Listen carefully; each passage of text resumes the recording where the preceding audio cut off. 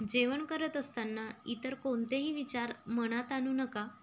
TV बघत जेवण करू नका. रागात असताना कधीही जेवण करू नका. आधी स्वतःला शांत करा आणि मगच जेवण करा. जेवण केल्यानंतर लगेच झोपू नका. जेवल्यानंतर थोडं शतपावली करा किंवा किमान अर्ध्या तासानंतर तरी झोपा. पुस्तकं किंवा वर्तमानपत्र वाचत असताना कधीही जेवण करू नका.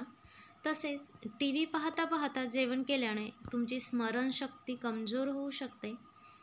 पचण्यासाठी जड असलेले अन्नपदार्थ हे नेहमी दिवसा दुपारी खायला हवे.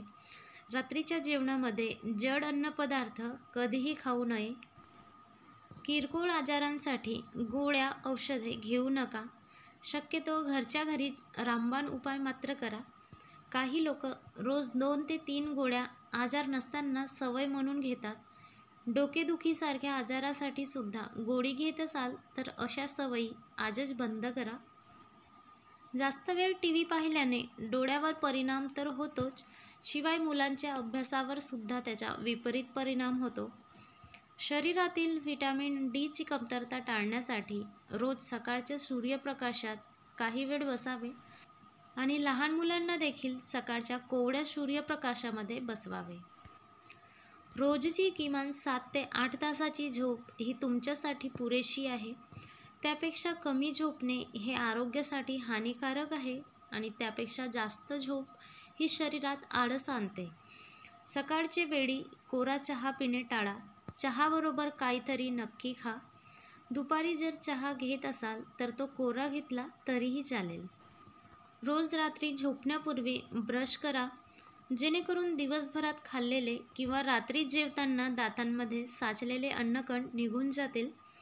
तोंड रात्रभर स्वच्छ राहील आणि दात खराब होणार नाहीत. ब्रश करताना 10-15 मिनिटे ब्रशने रगडत बसू नका. 3 ते 4 मिनिटात ब्रश करणे उरकून टाका. खूप वेळापर्यंत ब्रशने घासत राहिले तर दात खूप सेन्सिटिव्ह होतात.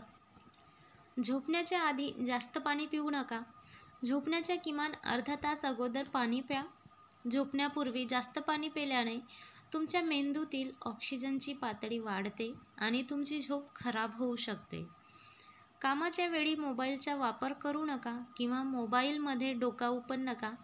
याने कामांकडे दुर्लक्ष होऊन आपले कामं नीट होत नाही आणि बिघडतच जाते. रात्रीला लवकर झोपण्याची सवय लावा, म्हणजे सकाळी लवकर उठण्याची सवय पण आपोआपच लागेल. रात्री उशिरा झोपल्याने अपचन होतं आणि शरीरालाही आराम मिळत नाही. झोपून उठल्यानंतर लगेच कामाला न लागता सुरुवातीचा अर्धा ते 1 तास स्वतःला वेळ द्या. प्रत्येक सकाळ ही स्वतःच्या नव्या परिचयापासून सुरुवात करा. तर या होत्या आजच्या आपल्या काही महत्त्वाच्या अशा किचन टिप्स, ज्या की प्रत्येक गृहिणीला माहीत असायलाच हव्या. आशा करते या टिप्स तुम्हाला स्वयंपाक करताना खूप फायदेशीर ठरतील. व्हिडिओ आवडल्यास लाईक करा, शेअर करा व कमेंट करा. अजूनही चॅनलवर जर तुम्ही नवीन असाल तर चॅनलला लगेच सबस्क्राईब करा. धन्यवाद.